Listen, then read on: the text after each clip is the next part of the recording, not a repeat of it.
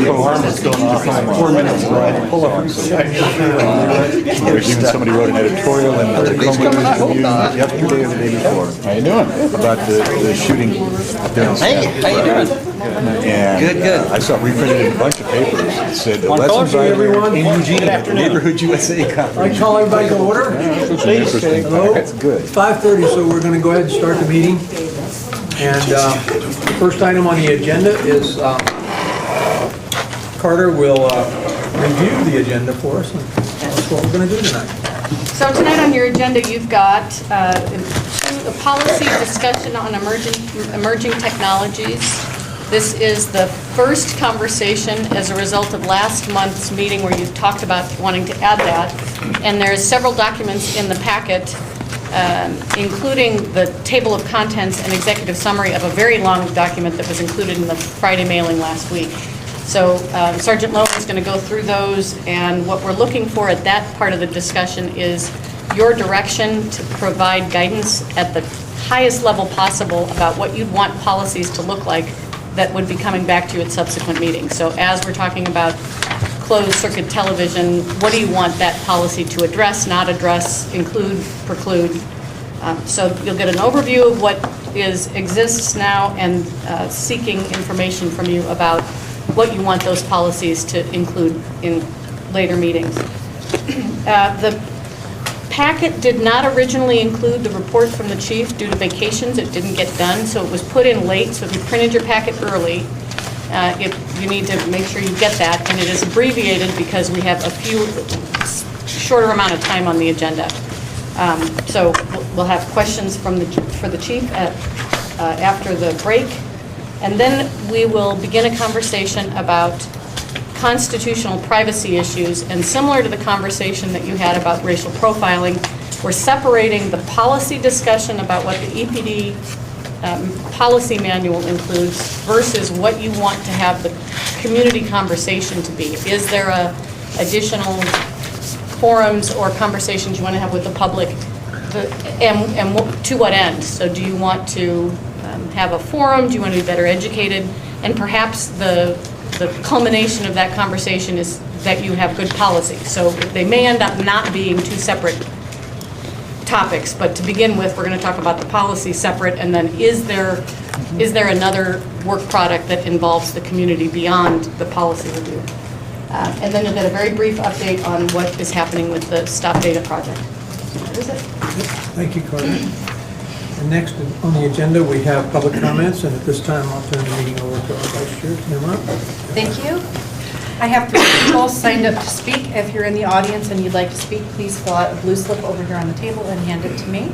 I have Sterling Rand, is that right? That's right. First, followed by Carol Burke-Caldwell and Jessica C. Screen. You can go ahead and come up to the table, sir, and sit right here at the end, if you'd like. Are you talking to me? Yes. Okay, thank you. Mr. Rand. And you'll have 3 minutes when you have, hopefully that's enough time. When you have 20 seconds left, I'll hold this up, and when you're done, I'll let you know. 3 minutes is plenty, thanks. Okay, thanks. I'm talking about police militarization and the problems that occur because of it. Police are trained, basically, theoretically, to serve and protect the citizenry. Soldiers are trained to kill. And when you train policemen to be like soldiers, they tend to kill more.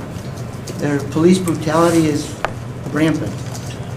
The Civil Rights Division of the Department of Justice is actively investigating more police departments across the nation for having a pattern or practice of violating constitutional rights of citizens, including excessive use of deadly force at any time in history. And there seems to be a correlation between police killings and militarization. People are becoming afraid to call the police department. They will call. I did an informal poll in Portland, and about 80% of those under 30 will call police if there's some violent crime, but for little things, they won't call. They just won't call. They just won't. I don't want that to happen to Eugene. The ACLU, in 25 affiliates of the ACLU in 25 states, have have come up with 260 requests for information about the militarization of police and how it's affected communities. Whether they'll get an answer or not, I don't know. SWAT usage is up considerably. From in 1980, it was maybe 3,000 times a year. Last year was 70,000. Best that we can find out. And if SWAT usage is used and important, then why is it so difficult to find out where they were used and what happened? That's virtually impossible to find out. Nobody will come up with that information, which sounds to me like it's something's wrong. Maryland passed a SWAT Transparency bill. They want to know every case where SWAT was used, why, and what happened. Wisconsin, the first state in the union, passed a law that says if a policeman is involved in a killing, the people to investigate cannot be from his department. They have to be independent. That's the first state in the union to do that. SWAT deployment has come up and violent crime has decreased. Thank you. Thank you. Next I have Carol Burke-Caldwell. Carol Berg-Caldwell, 2510 Augusta. Greetings. When I became aware of your agenda topic item number 4, that would also be addressing matters surrounding police recording equipment, devices, etc., I wanted to take an opportunity at this meeting to reiterate my appreciation to the management at EPD and certainly to all officers who ethically and professionally use their assigned body cams, ICVs, etc. Just this last few days, I did receive a bit more information from a couple sources that's also very positive.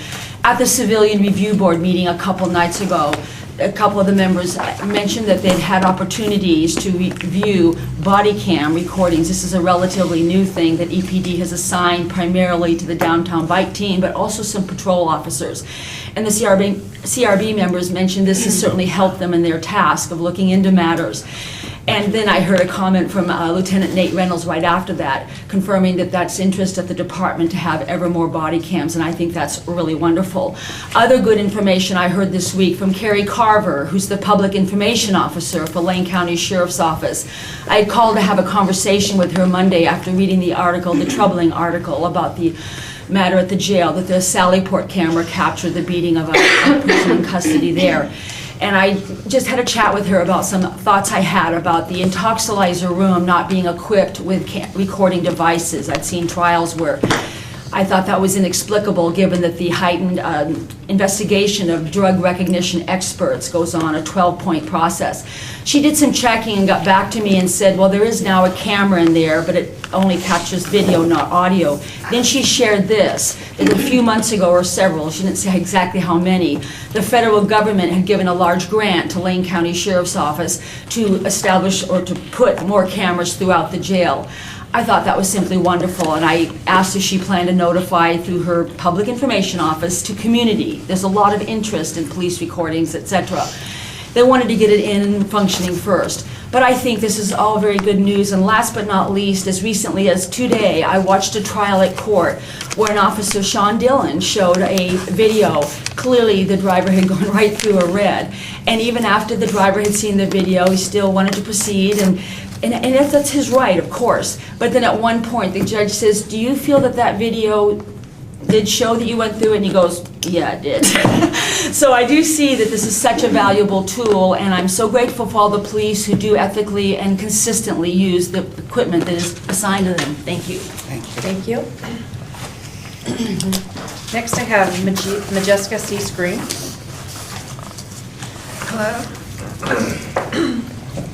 First of all, I really agree with Mr. Rand's comments.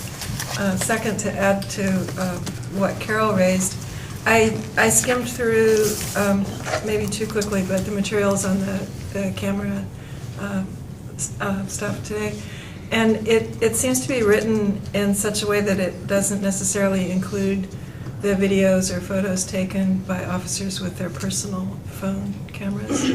And I understand that that is supposed to be part of evidence and supposed to be kept for discovery or other uses. So please make sure that you have wording that also includes that.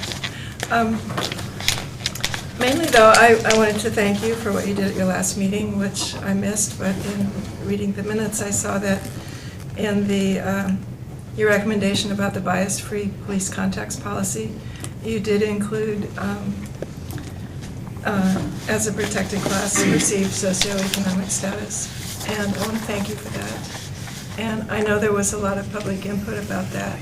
I don't know whether you would have decided to include that even if there hadn't been public input about it.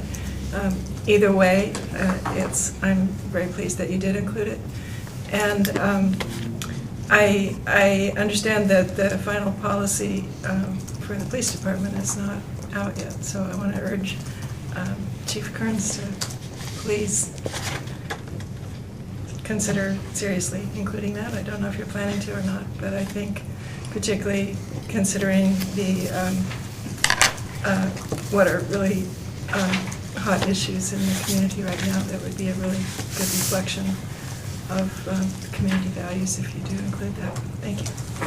Thank you. That concludes our public forum. I'll turn the time back over to Bob. Thank you. Thank you, Tim. I'd like to thank everybody who came and spoke tonight. Again, being involved in the police commission work is very important to us, so thank you very much. And we're going to respond with commissioner responses and commissioner comment. Anybody that would like to go first? If not, I'll start on this side. Edward, go ahead.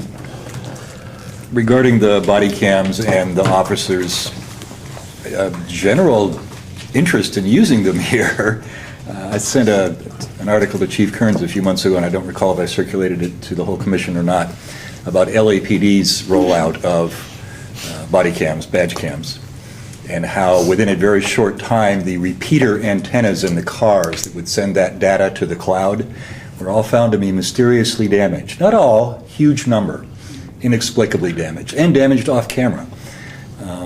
I don't see that trend in Eugene. I don't see people willfully sabotaging the transparency process. And I think we ought to acknowledge that we're a whole lot better than bashing the equipment as soon as it's just as a community. Thank you. Would you like to go around this one? Okay. Go ahead. First off, thank you all for coming out. Appreciate the comments, and the statistics that you shared with us is very valuable and means something to me as well.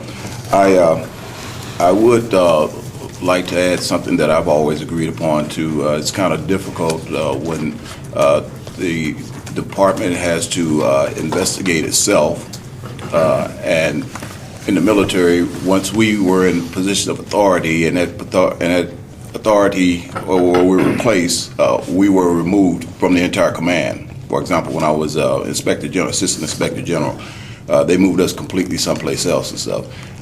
So there's a meaning behind that, you know. Instead of going back out with the people that I had did investigations with, you know, and may have had some some hard feelings or something like that.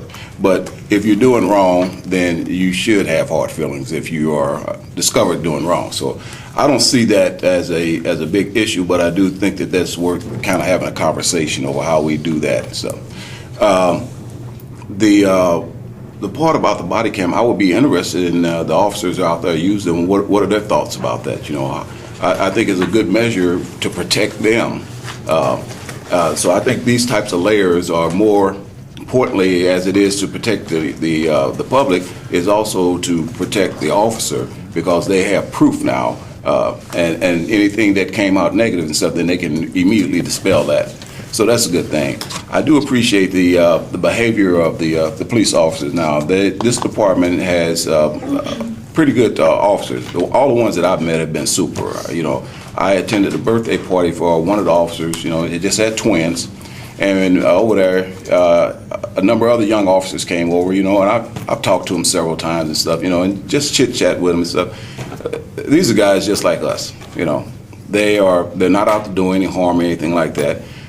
We understand that everybody's human, so we are flawed. But for the most part, I saw nothing but guys that just want to go to work and do a good job, which is very important. So I want to thank the chief for creating this behavior with the department where the officers are responding in kind like that. I think that they are, and I also told them about the hand waving thing that I do and that most other commissioners. So I said, if you're driving down the street and somebody wave at you, I said, they're not flipping you the bird, so don't don't panic and stuff, So they kind of laughed it off and stuff, and they're like, that's pretty nice. So I got a lot of positive response back that, I have to say that I'll have to be leaving early because I have a graduation that I have to attend, this high school that we've been sponsoring for some time, Calipuya High School. We have 3 students over there that I've been mentoring, and they're graduating. So I want to be there, see them, do the cap and tassel thing and stuff. So, and it's great to see everybody tonight.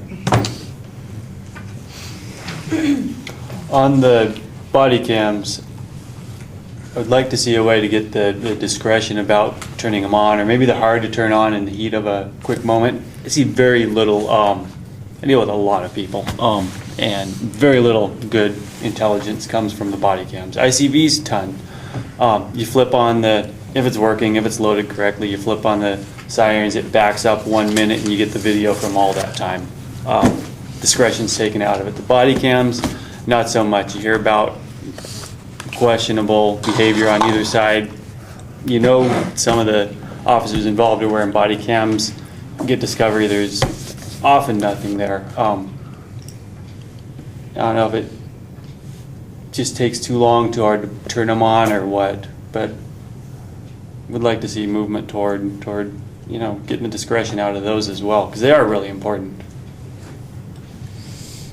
First of all, I wanted to thank all of you, and to get through this bias policing was really great. I really appreciate everyone's input, because it is expanding my horizons, and it's kind of weird. I'm looking around and looking in the mirror and saying, I got some bias issues to deal with, and then I look at other people and say, you got some bias issues too. Do you realize that? So it's really, really enlightened me, and I thank you all. And I want to thank you all too for coming in. Particularly you guys come just to every meeting and enlighten me more. The body cam thing, we had and by the way, what I do for a living is I sell service, and that's what I do for a living. We repair cars, but our number one thing is selling service. And last Tuesday night in the Citizens Review Board, we had just complaints in the Citizens Review Board of different people complaining, and one of them was a person, I'm just going to keep it kind of vague, that the motorcycle policeman was wearing a body cam, and it was such valuable information because it showed so much. You could hear, you could see the person, even the ticket before, you could see the person that they wanted to just give a warning to. It was interesting. They just wanted a friendly warning. By the way, you missed a pedestrian, and that was, I'm just giving you a warning. And then it heated up a little bit, and you could see it heating up. And I've got to say, if this was my employee, the policeman, I would give them $100 reward for being so patient throughout this. It was tremendously patient. So I'm really, really appreciative of the body cam, and think that they will